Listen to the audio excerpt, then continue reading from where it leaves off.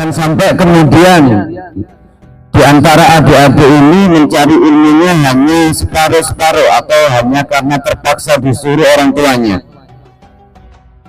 Saya juga santri di sini, saya santri abadi. Saya nggak mau dipanggil ustadz, seorang kiai dan sebagainya. Cuman ketika kita sudah dipondokkan, dipesantrenkan untuk mencari ilmu sesuai dengan sanad, di situ kita berkewajiban dengan sungguh-sungguh. Talabul ilmi fardhatun ala kulli muslimin. Mencari ilmu itu hukumnya wajib bagi setiap muslim. Jangan sampai kemudian mentang-mentang pondok tua wajah sampai muani, kemudian apa? Tidak menghargai sahabat-sahabatnya yang lain, terhadap adik-adiknya semena-mena. Adik-adik, talabul ilmi fardhatun ala kulli muslimin. Mencari ilmu itu hukumnya wajib bagi setiap muslim. Kalau adik-adik di rumah diminta untuk belajar dengan baik, diminta untuk ngaji dengan baik, menghafalkan Al-Quran dengan baik dan benar sesuai dengan makhorijul huruf tajwid. Tapi kalau adik-adik di sini enak-enakan, adik-adik di sini nggak mengikuti peraturan, ya nun sewu, tidak akan berhasil. Ibaratnya apa? Ketika kita akan masuk ke dalam surganya Allah Subhanahu wa Ta'ala, kita harus menurut dengan apa-apa yang diperintahkan oleh Rasulullah SAW, diajarkan ketika di dunia ini. Wayai sholat, wayai ngaji, wayai belajar. Kurungu azan dan gagi ke masjid. Di sini masih banyak di antara adik-adik yang mungkin dengar azan saja sudah nggak mau berangkat ke masjid atau males-malesan. Oke, enggak wae, santai wae, orang-orang ustadz. Ya ini ciri-ciri anak yang nun sayu berhasil, tapi berhasilnya kurang barokah. Di dalam Al-Quran Allah juga pernah berfirman, yarfa'illahu alladhina amanu minkum walladhina utul ilma darajat. Allah akan mengangkat derajat bagi orang-orang yang mencari ilmu. Yaitu apa? Dengan beberapa derajat. Derajatnya akan dinaikkan, dihormati. Derajatnya akan ditinggikan oleh Allah Subhanahu wa Ta'ala lantaran mau mencari ilmu. Kalau orang yang nggak mau mencari ilmu, mohon saya maaf, beribu-ribu maaf, dari wajahnya saja sudah kelihatan, perilakunya juga kelihatan, cara ngomongnya juga kelihatan, dia baik atau tidak.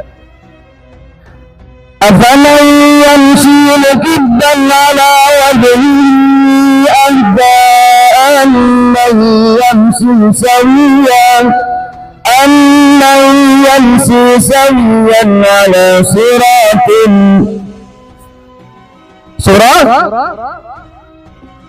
Surah Al-Mulk. Dikatakan di sana, ini nggak ada air minum ya, batuk saya. Oh ya, puasa lalu aku.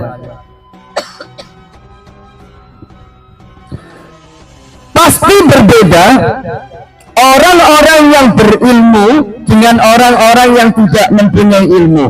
Pasti berbeda orang-orang yang akan berserius di dalam mencari ilmu dengan orang yang malas-malasan. Kelihatan sekali. Walaupun saya bukan paranormal, melihat di sini aja udah kelihatan banget mana yang serius, mana yang tidak. Jadi bahkan nanti di akhirat, afaman yamshi mukibban ala wajhi ahda amma yamshi sawiyan ala siratul mustaqim. Mereka banyak yang tidak bisa berjalan untuk menuju siratul mustaqim dengan normal.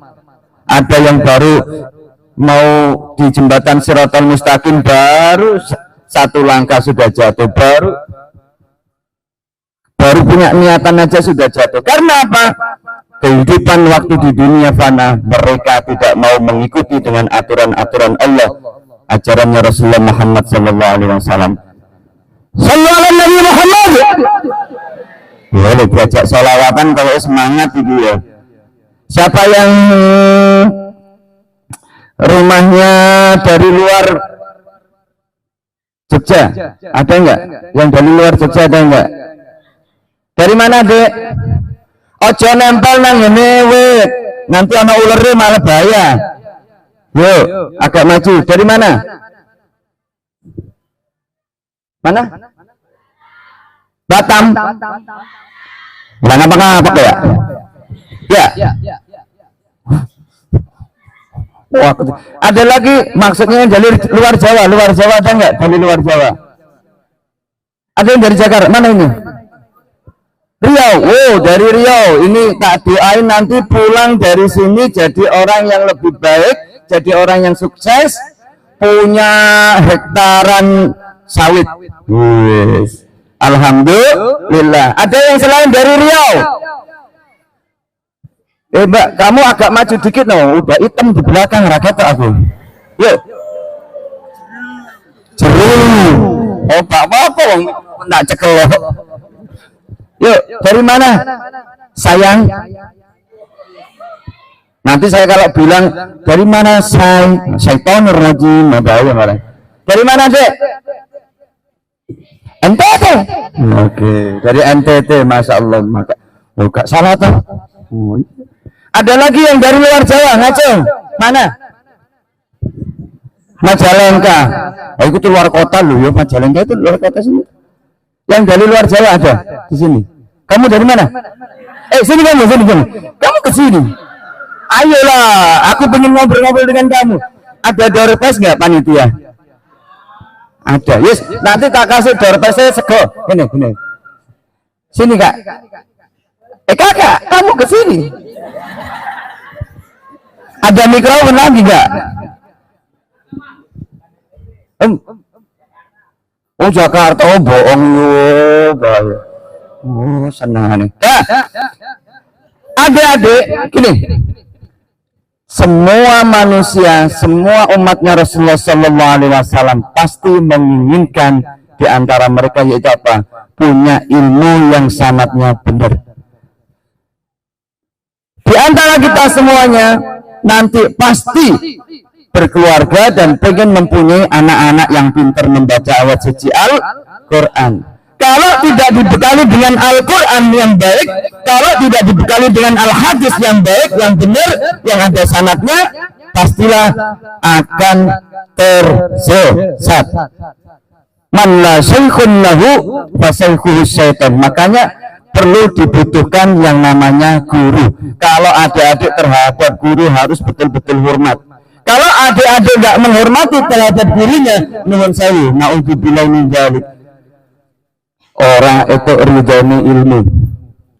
Banyak di antara di masyarakat sekitar kita pejabat-pejabat yang sudah menjadi tokoh figur, tapi karena dulunya tidak hormat terhadap ilmu, terhadap guru, tidak dapat ridhonya guru, mereka ilmunya tidak barokah, rezekinya gak barokah.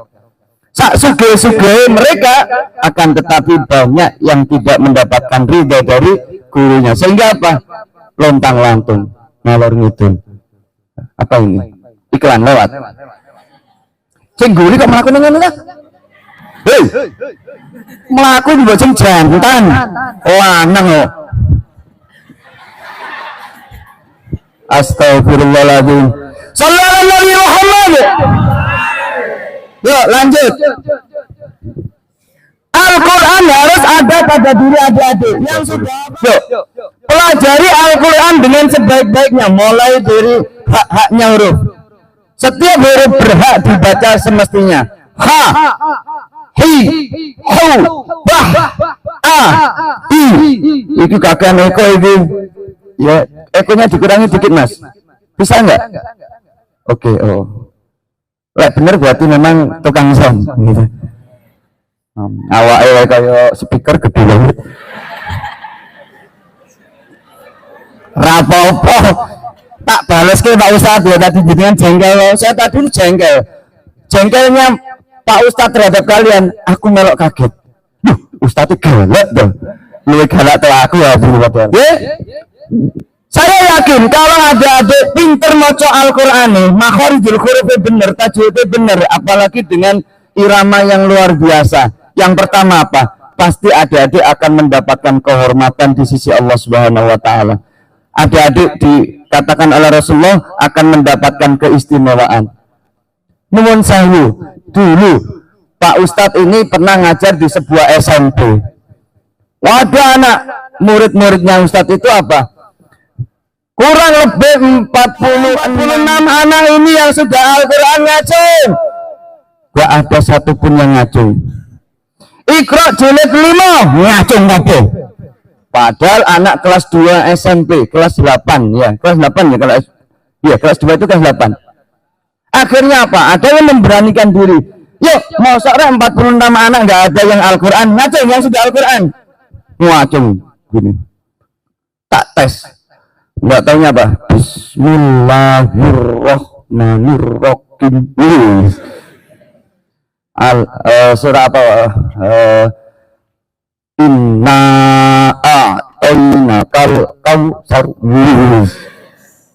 Fasolli lali fasolli li rabbika wanharhu sampai selesai inna syani'aka wal abtar. Kamu kok bacaannya bagus banget lah gitu. Iya Pak, karena di sini adalah tafhim kok. Padahal aslinya dia kalau menurut saya Iqra jilid 3. Tapi dia di rumah apa? Jadi guru TPA. Pendino sing diwaca jilid 3 jilid 4 tentang rok tebal rok tipis. Tafhimur rok, tafhimur apa? Tarkikur rok. Guyu kari. Guyu ijen loh. Gendut.